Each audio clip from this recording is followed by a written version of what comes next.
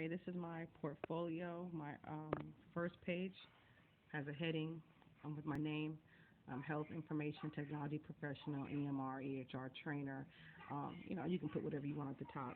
And then I have a table of contents where it shows what's inside. So I've got a cover letter, a resume, references, um, training reviews from previous clients, letters of recommendation, annual reviews from previous jobs, and then any diplomas or transcripts or um, description of classes that I'm taking. All of that is in there.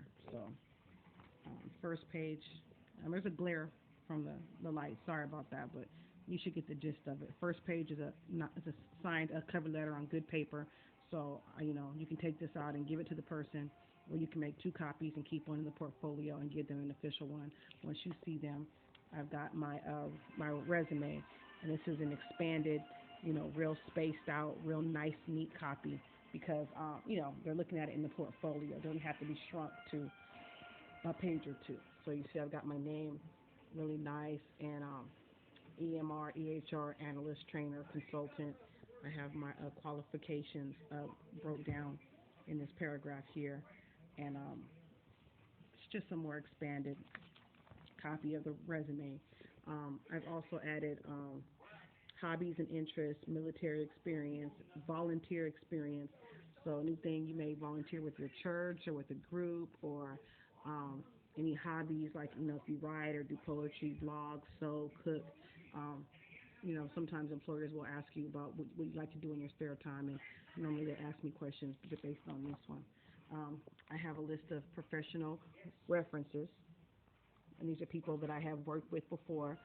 You could use, like me and Lavonda and Colleen, and make a nice little reference page. And it's the name, title of the person, relationship, length of relationship, and a telephone number and/or email where they can be contacted.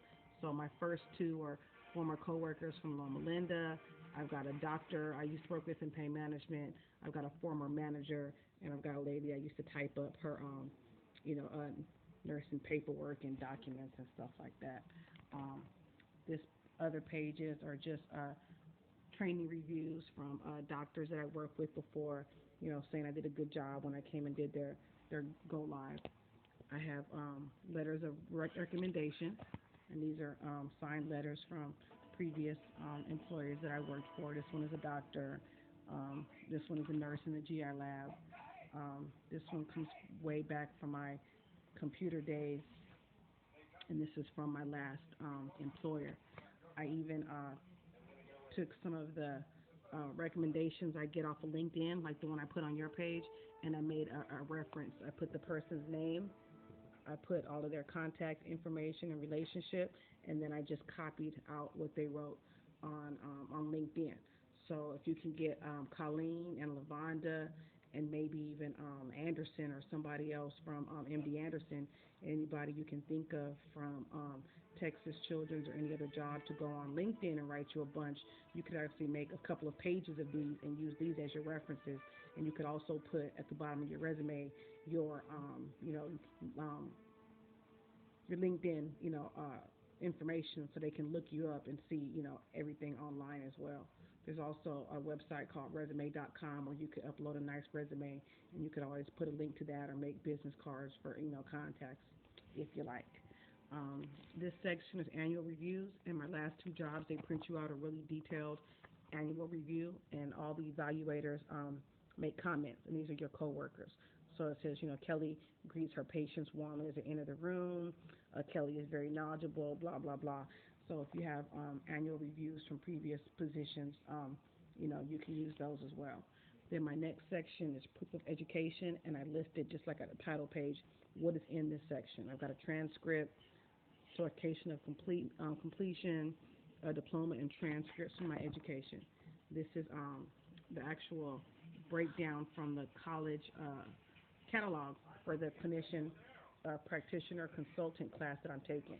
So it gives you a description, it gives you the suggested background of the person, and it gives you all the list of all the things that we do: a redesign specialist, analyze, advise, assist, all of these kind of things. This is my unofficial transcript from Santa Barbara Community College, and it just shows what my grades are in this particular, program so far. It just kind of, gives them a little look at what's going on. My flex ed stuff, little unit secretary classes, courses. I didn't get anywhere with this one, but it still looks good. Like I'm still, continuing my education. So anything that you can take that's a quick, flex ed weekend, something like that, you'll put that in there. My surgical tech diploma is in here, along with my official transcripts, and all my grades are A's and B's, so they like to see that. My computer networking program certificate is in here, Windows 98, computer systems repair, DOS, see how old that was. And then I have another section that says proof of certification, and I have my A plus certification, my A plus certification card is in the front section. I also have a sample initial interview and workflow process review questionnaire that I made for my other job, and it just has questions that I would ask somebody if I was going over their workflow to reanalyze it. I have LGS flow sheet when I was telling you about when a new client purchases the product, if they're using their own hardware, these are the steps they follow. If they're going to be hosted with us, these are the steps they follow. And I also have a copy from my previous job where there was a suggestion that I made to the software that was added. A race box was added to their software, and I have a copy of that just to show that I'm involved in not only the training of the EMR, but some of the development and build stuff. So hope that just gives you an idea. It's in a nice leather-bound or fake leather-bound book anyway, but it's got a good feel to it. It's thick. It's a little bit heavy, and people always go, "Oh, what a nice, what a nice feel to the book." And they look, and then I end up, getting over. And I think this portfolio has gotten me over a lot. Makes me stand out a lot from the other people that are applying. And updated, fresh resumes and consistent matching cover letters go a long way. So I hope I did some changes to your resume. You can look at it and let me know if there's anything else you want to change, or if you want to add some stuff to it, let me know. But being consistent is key. So if your resume looks nice and it kind of matches your cover letter, they're all similar. It looks like you have a set versus looking like two different things. So I'm gonna go ahead and send you an email so you can see what I have, and I'll be talking to you during the week. All right.